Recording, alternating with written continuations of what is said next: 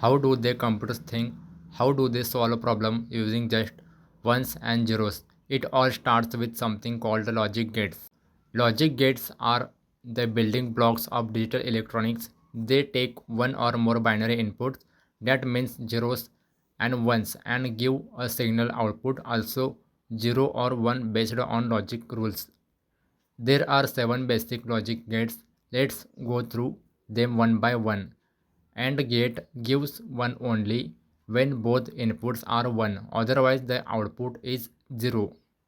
OR gate gives 1 if any input is 1. The NOT gate is called an inverter. It flips the input. Input 0 become 1 and becomes 0. NAND is like an AND gate but with a NOT at the end. It gives the opposite of AND. NOR is the opposite of OR.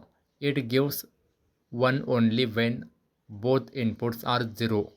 XOR gives 1 only when the inputs are different.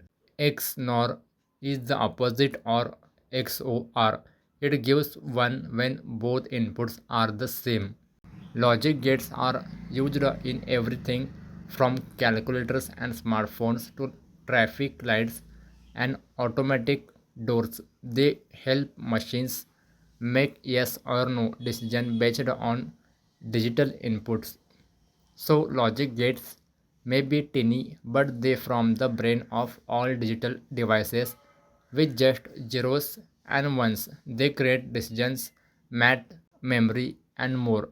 If you enjoyed learning about logic gates, give this video a thumbs up, subscribe to our channel, and tap the bell icon for more tech made simple.